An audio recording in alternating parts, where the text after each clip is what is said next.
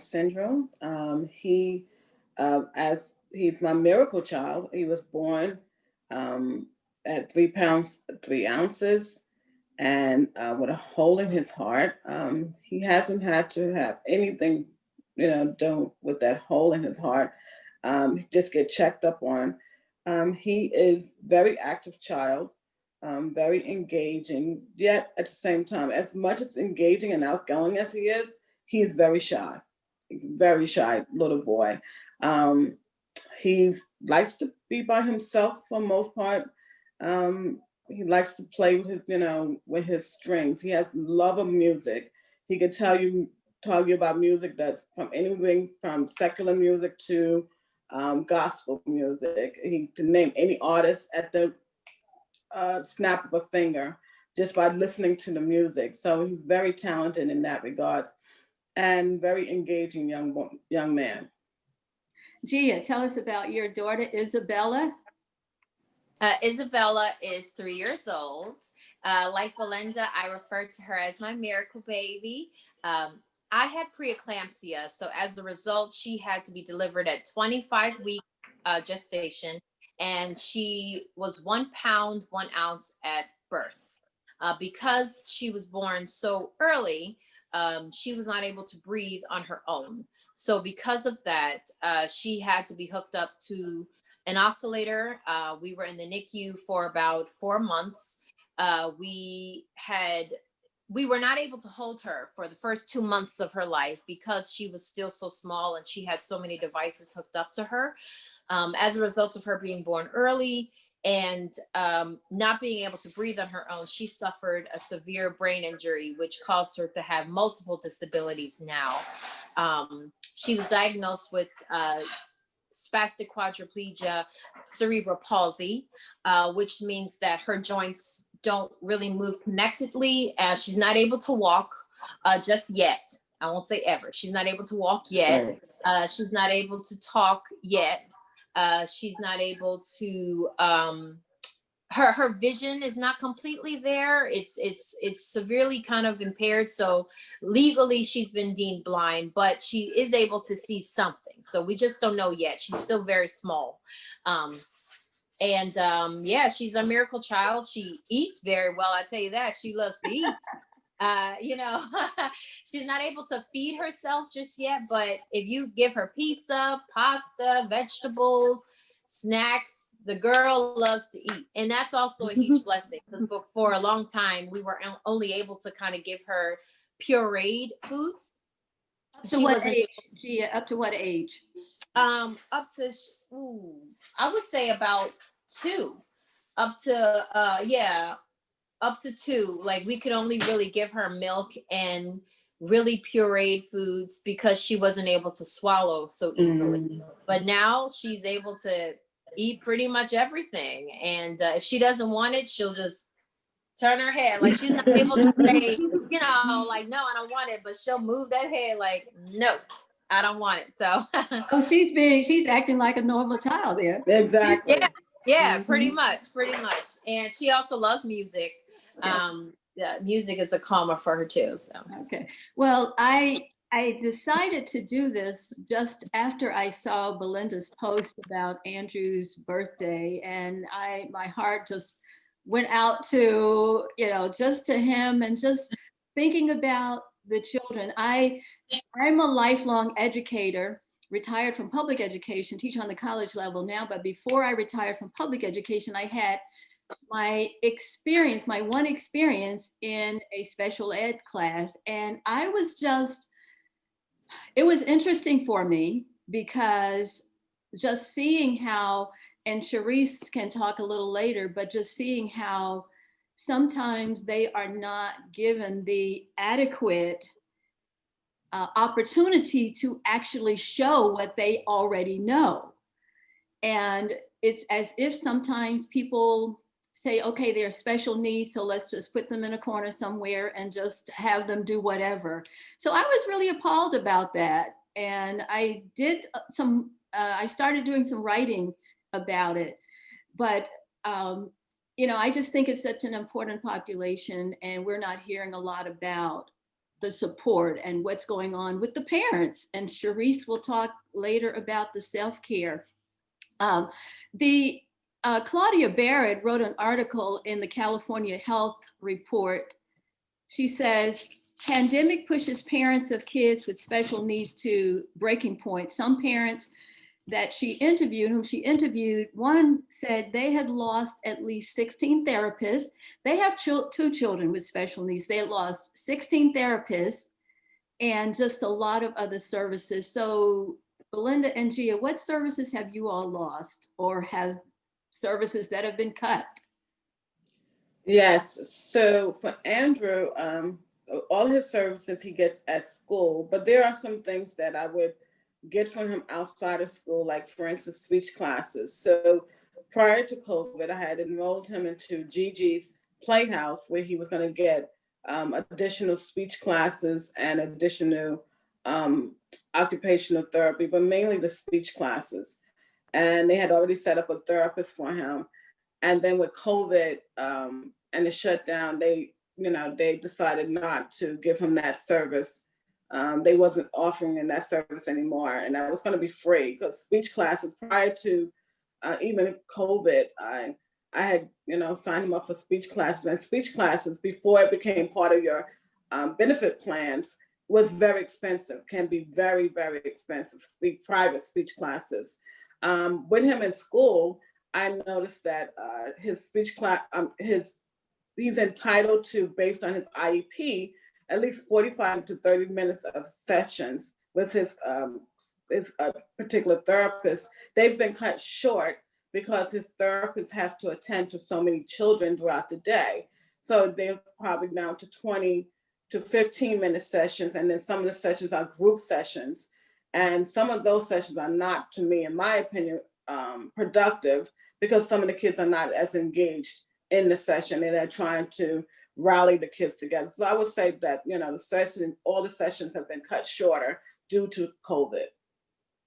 Gia, what about you all? So during the pandemic, Isabella was aging out of early intervention. Early intervention, we had physical therapy, vision therapy, occupational therapy. We had different therapies in the house. But once the pandemic happened, the therapists were not allowed to come in the houses anymore. They were on video. So once she turned 3, she was turned over to the school district. Well, the school was shut down. So we weren't able to send her to school for her services. Her services were now online on video. Well, Isabella's vision is impaired. So it was a huge challenge trying to get her to look up to the camera, to interact with her therapist. It was stressful on us trying to do the activities that the therapist wanted us to do with her during this whole pandemic. Her school wasn't open until about mid-October. So we were able to send her in school for her services that her IEP is, supposed to provide her. But like Belinda said, service it's kind of short because they're trying to accommodate everybody. So that's also been a little frustrating. There is one service we haven't had, and I've made this very vocal. We were supposed to get commission for the blind to come to the school to help with her. Well, since the pandemic, and it's no fault of their own, they have not been allowed to see children in person. So it's a therapist that's supposed to come to the school and have a session with your child. Well, they haven't had a video interaction with us. We've only emailed each other, and they've sent us materials like packages, but I really need that input of a vision therapist to help with that. So the last update I heard, the school told me that the commission for the blind was going to come out as of December. So yeah. Sharice, you have, as I have just heard, how frustrating it can be. What do the parents need to do for themselves? They're being very diligent in taking care of the children, but what do they need to do for themselves?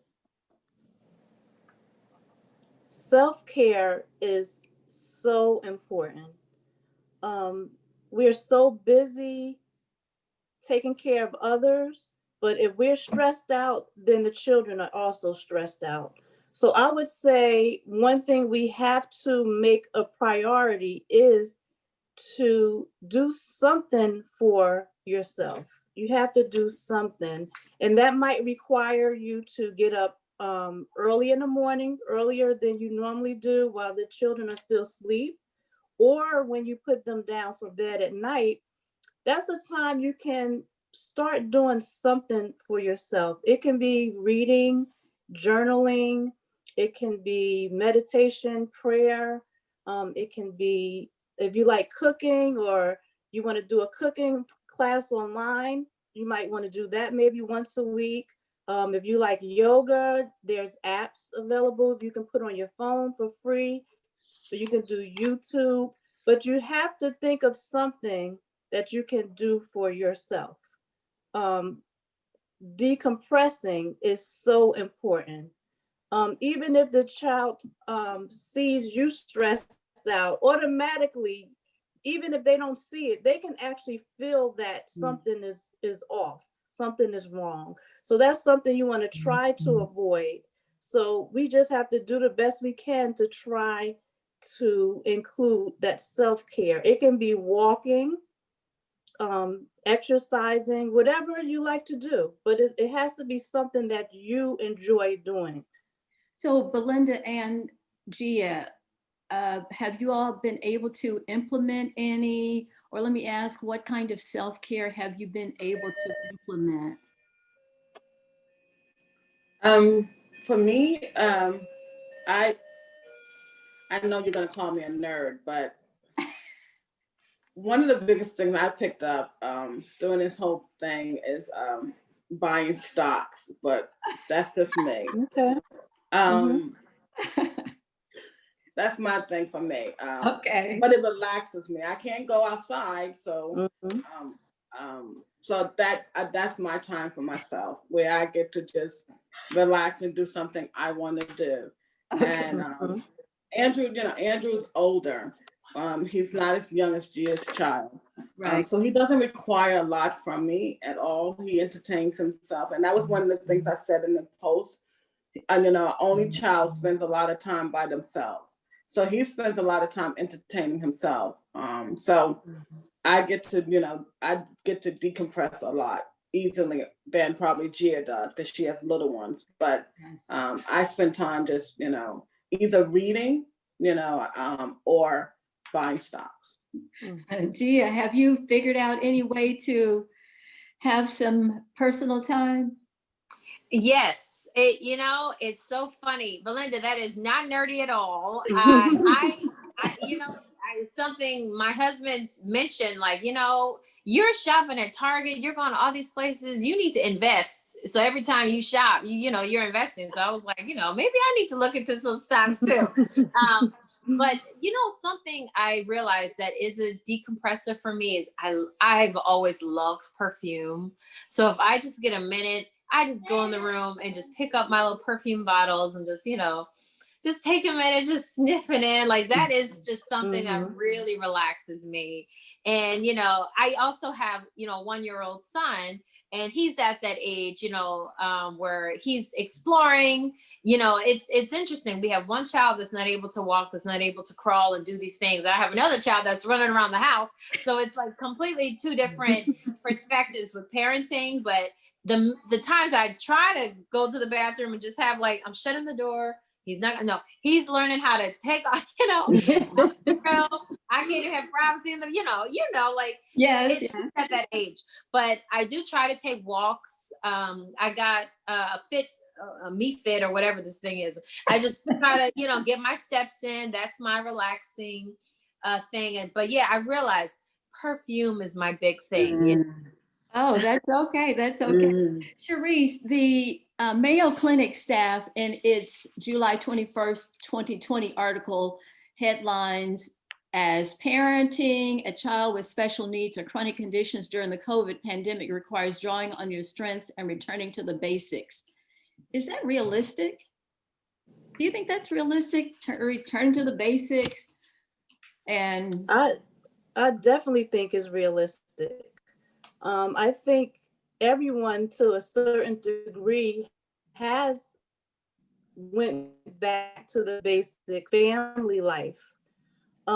We were so busy, um, and so quickly that we didn't enjoy or had the time to do certain things. Before the pandemic, all the kids were in school, you know. Now with the pandemic, you have a lot of parents working from home, might have multiple children.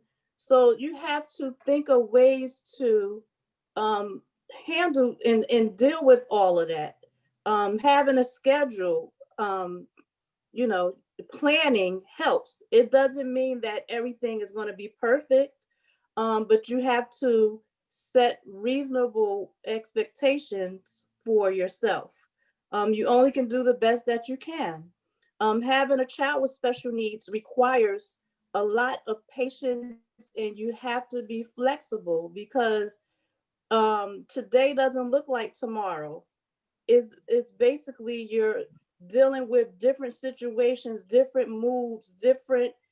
Is a lot that goes on with the child with special needs. So as far as going back to the basics, I think that's very reasonable. Yes. Belinda and Gia, what are some differences that you've seen in your children during this pandemic in terms of when you think about children with special needs? And we're all usually on a schedule, but children with special needs seem to have more of a challenge with uh, disruptions in their schedules. So what differences have you seen in your children? A very good point. They love their routine. They definitely love their Mhm. routine, and we all know COVID has been a major disruptive to routines. So, with that being said, initially when COVID happened and we knew everything was going to virtual, I tried to keep Andrew on his routine and a strict schedule at school, and that was a major disruptor to not only him but to me. It started stressing him out, where he didn't want to go on his Zoom sessions. He started to retreat to where he wouldn't come out the room, or he had to immediately go to the bathroom when it was time for his sessions. I'm just starting to really stress him out. And of course, me being anxious to get him on his session so I could go back to my routine at work, because I'm trying to squeeze him in at the same time, not be inactive at work, and not miss a beat at work. Was causing a lot of angst in this house. So what I had to do was say, you know what, this schedule doesn't matter. I had to pull back. And my husband was good. He was really, really good with having a lot more patience than I did with that. He was saying, Belinda, you have to step back and relax a little bit and allow him to be who he needs to be. And you're causing him to be a little bit too anxious. So what I had to do was pull back some, and I didn't pay the schedule any attention. And I had to tell the teachers too that this is a little bit too much. We have to be a little bit less rigid with the schedule, and I have to relax a little bit. And so when I saw myself doing that, he started relaxing a little bit, to Sharice's point, because he fed off my energy. And so now I'm not as rigid. He is back in school, full time in school, but when he was at the house and during the time he was home, I had to be less rigid about the schedule and be more flexible about being, okay, he might have a session at 12. He may not go on that session at 12 because of the fact that he may not feel like doing that today. Gia, what about you all? So for us, when everything turned to the virtual options, like with therapy for Isabella, because her vision is impaired, it has been a challenge to get her to kind of focus on the video. So yeah, it disrupted our routine a bit. And with her, some days, she can wake up and just be happy all day. And there are days she can wake up and just cry from the minute she wakes up to the time she goes to bed. And behaviorally, it's always kind of touch and go with her, but we try to stick close to a routine as best as possible at home for her. And it's true, like you have to watch your demeanor, because like sometimes like if she's really upset, I'm frustrated, I don't know what to do, she picks up on that, and I have to kind of tone it down and realize like she's picking up your energy, like so try to smile, try to be happy, even though inside my head I'm like what's wrong, so that's been a big challenge, but we've tried to get back to the basics, for us, with the good thing about things being remote is my husband has been home, so he's able to teach all of his classes at home and be hands-on, and a lot of times he had multiple jobs, like he's a music teacher by day, but then he also has music lessons with different families, and he was always gone because he works a lot, but it was nice for him to be home this whole time to kind of help out with the family. And he's a lot more patient than I am, like way more patient. And she's a daddy's girl. So a lot of times if she's having a bad day, you sit and he never agrees with me on this, but he picks her up, all of a sudden she's just as happy. Is just that as right? Yes, she's a daddy's girl. Yes, it is. It is true. So that's been a great help. Oh, that's good. Yeah. That's good. Sharice, the Mayo Clinic staff, and it's July 20. Well, we looked at that one. Well, let me just ask the parents again here. Claudia Boyd Barrett's article, Pandemic Pushes Parents of Kids with Special Needs to Breaking Point at Any Time During the Pandemic. Do you feel you've gotten close to a breaking point, or what have you done to make sure you haven't gotten to that point? Or if you see yourself right at the edge, what do you do? And before you answer, I'm just thinking, with all three of our sons who were a year apart and being a stay-at-home mom for a number of those years, and sometimes it was for me like, what do you do? I mean, I've gotten to a breaking point, and I think our breaking point, and Gia can speak for herself. My breaking point is different than probably your breaking point. My breaking point, I become more self-reflective and go, to a point where I go, God, what do I do? Am I giving him everything he needs? And I question that a lot. And so when I get to a breaking point, I go to a place of being reflective of, am I giving this child everything he needs? And then I also go to a place of, why do I deserve this? And then I start thinking about all the things that all my friends said to me. If God didn't think that you couldn't handle this, he would not have given you a child with special needs. And I think of the support I get from that, with him, and from throughout the years, and from family and friends. And early on, I had a nanny for Andrew, a live-in nanny to help me with Andrew. So I had a great support system, and through it all, I when I get to that breaking point, I do become more reflective of certain things, and I don't have a pity party, but I do get to a place where I just think about a lot, and I worry about more. Am I giving him what he needs? But at the same time, it's a place where you do think about, if I couldn't handle it, God wouldn't have gave it to me, and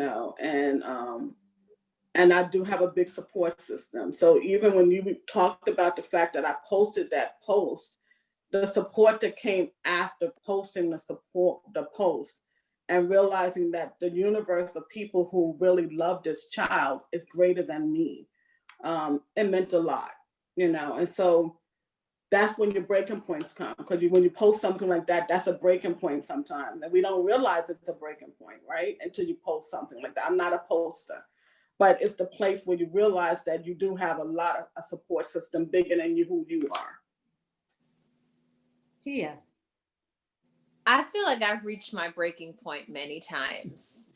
I have I've been able to process this a little bit better more recently, but I will say, the first couple of years, I mean, it's been tough. There are days I wake up and I'm fine. There are days I wake up and I'm just crying in bed until I'm able to get out of bed and start the day. There's some nights I cry before I go to sleep, and it's just, I believe it's going to be a lifelong thing of just always asking, Lord, Mhm. why did this happen? Why? Mhm. But then, Mhm. like Melinda said, I have to remind myself, like, if I couldn't handle it, God would not have given her to us.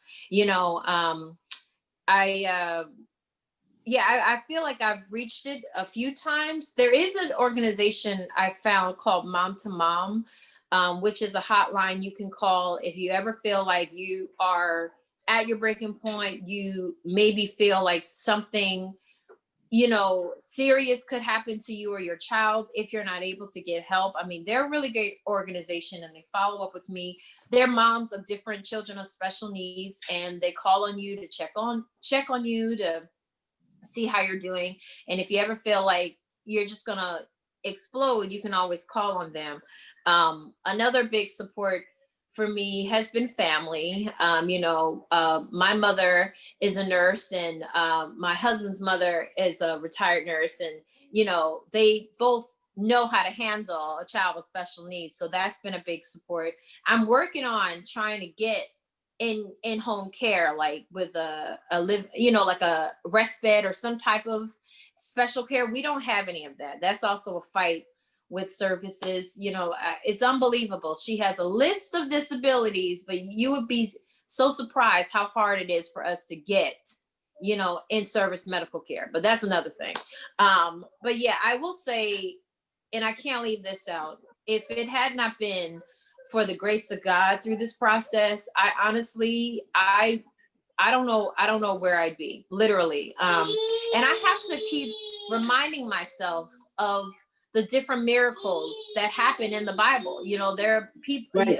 that was lame. There's a man that was blind, a woman that had an issue with blood. There's so many people that had ailments in their bodies, and Jesus was able to heal all of them. And I don't think that's written for nothing. I Mm-mm. really believe that that's written for a reason, for us to Mhm. have faith, to know, if she may not, my daughter may not walk now, she may walk in 10 years, she may walk in 2 years. I don't know. I'm not going to stand by the doctors, like, and you have to have a tough skin when you Yeah. go and talk to doctors. My daughter has about 6 or 7 specialists that we follow up with, just doctors alone.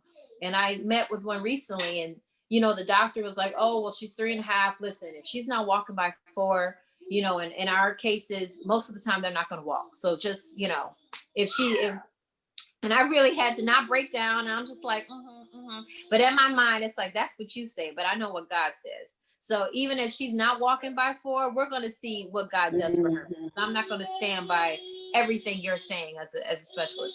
Faith is so, so big. And Mhm. it really has been, God has really been my rock. And also my husband, there are many times I feel like I'm just, I don't even want to get out of bed. There are so many times I just don't want to get out of bed. And my husband is pushing me, trying to encourage me. He's a strong man of faith. So, Well, that's awesome. So, Cherise, what are some closing points that you can give to the parents, these very strong parents, to encourage them? I want to speak not only to Belinda and Gia, but also to other viewers that's going to view this. One thing I want to say is deepen your connections with other people.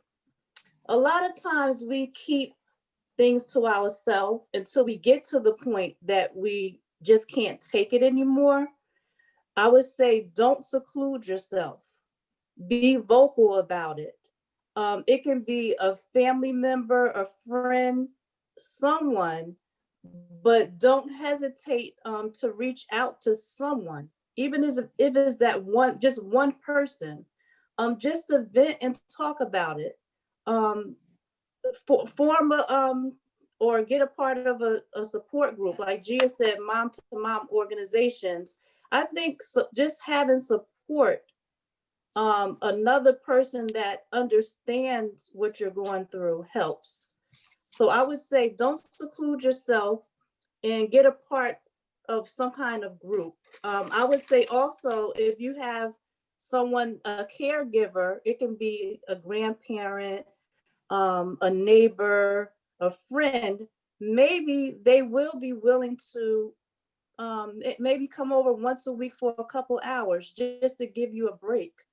That could be the time that you can use to do something for yourself. Not everybody has that, available to them. So maybe a neighbor or a friend, if you don't have family, that can help you with that. I just want to piggyback on one thing that I jotted down while they were talking that might help someone else. As far as having a schedule, one thing that helped us in the classroom was we had a visual board of what the schedule is. A lot of students with special needs are visual. So having something to illustrate the schedule or the activities is something fun and they might want to look at, or something they can touch. That's something that I just wanted to bring to your attention. I would say understand when your child needs a break. Listen to it. Don't force it. Even in school, when we notice that they need a break, we take them for a walk. We just let them put their head down for a little while. We don't just push them. So you don't want to push them to the point where they break.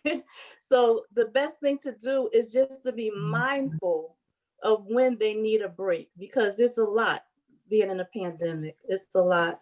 And parents, I want to ask too, about how you can help other people understand where you are, because sometimes when people, I don't know, Gia, when people see you with your daughter in the wheelchair, or Belinda, when people see Andrew with you all, how do you respond to people when they are, maybe making comments, or how do you respond to people? Or do you even pay attention to it anymore? I've gotten to a place.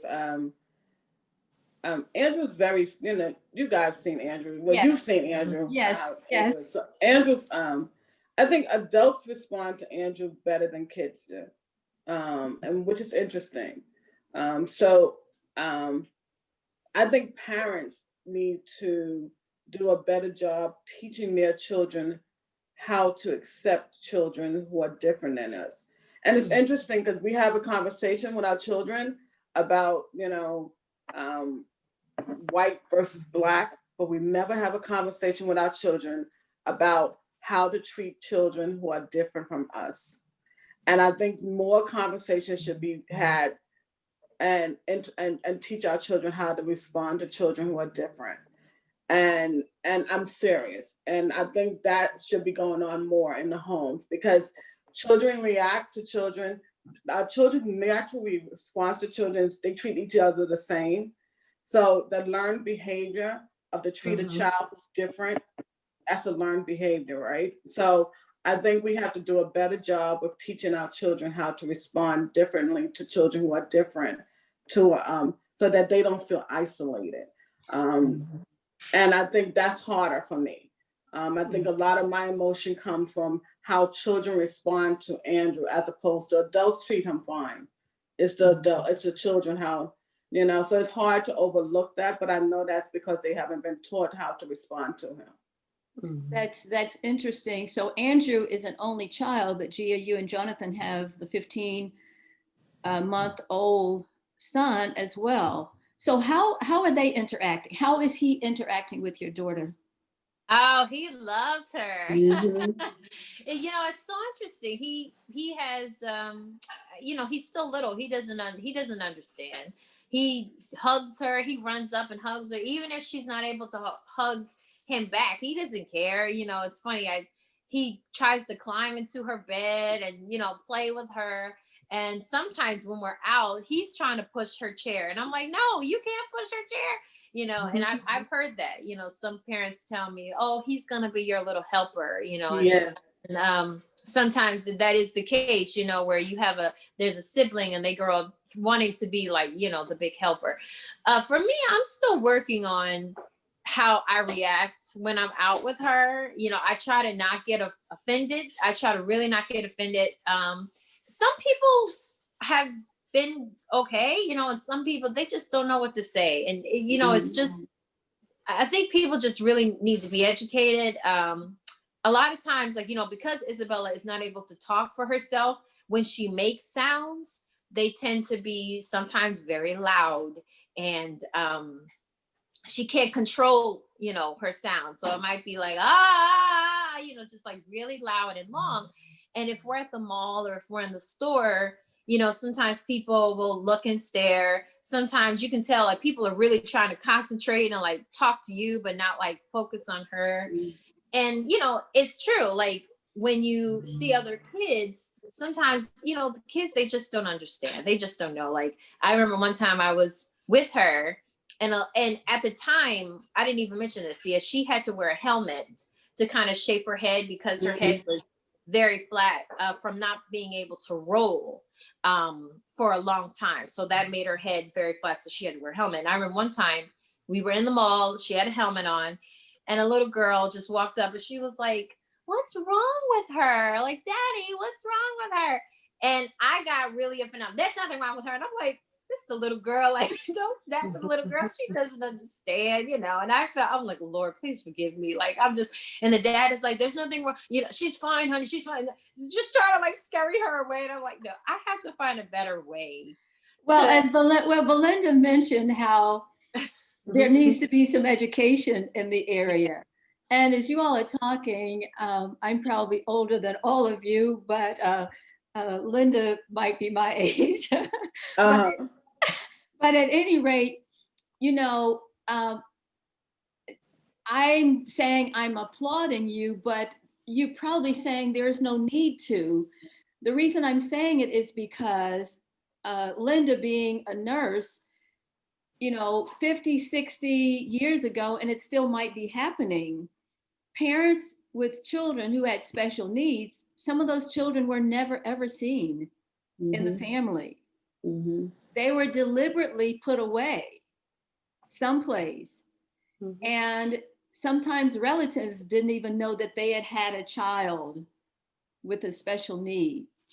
So I'm just, it's interesting to see that, you know, I shouldn't say interesting, it's just normal for people who are deciding, no, I'm not putting my child away. I'm not hiding my child someplace. This is my child.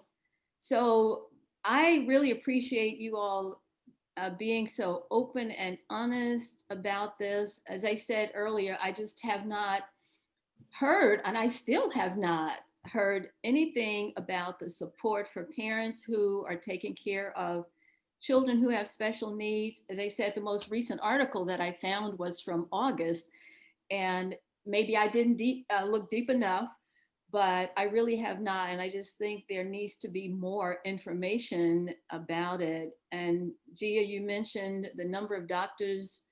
That's just the doctors that your daughter has, not to mention all of the other services. And I think that if there's more publicity about it, perhaps it would not be so difficult to get the services that are needed. So thank you all so very much, Belinda and Gia and Sharice. Thank you so much for sharing this time. Any closing remarks from either of you? No, thank you so much for the opportunity. I tell you, it's difficult getting out of bed after Thanksgiving, but thank you. Thank you so much. Thank you. It was good talking to you, Gia and Sharice. Good seeing you. And Gia, I would like to connect with you, though. I really would. And yes. Sharice, I wish you well as you start your center. You want to tell us a little bit about it before we go? Yes, I'm in the beginning stages of opening Unique Haven Recreation and Learning Center for children with disabilities. So today was really a blessing when you had reached, when you had put out the information about today, because my concern has always been, I just want to make one correction from earlier. I've only worked in the school system for 6 years. Okay. I started as a teacher's assistant while I went to school to work on getting my dual degrees. But what I noticed was my concern was the children were not getting everything that they needed or supposed to get, because each school gets extra money for each child that has special needs. And I just noticed that someone needed to advocate for the children. So during my time in the school system, that's exactly what I did. I focused more on bridging the gap between administration, the parents, and the children, and that was my focus. And with that, that's how. At first, I didn't know how I was going to use all of that, but finally, I prayed about it, and it came to me, and this business was birthed out of that. So that's what I'm working on. It's going to be a place where they can go, because a lot of times children with special needs are left out. It can be a place they can go. They can take music classes. They can do something recreational. They can come to exercise. They can come to just to be a child without having and have the accommodations, a place where they can go have a birthday party and have the facility that can meet their needs. Even if they are in the wheelchair, they still have their needs met. So that's something that I'm working on. So this was a blessing today, talking to Belinda and Gia on what they feel is missing or what they need, what they've been going through. Is thing today that I need, even in my business plans, is education. Educating parents, helping them when they don't know what to do or where to go.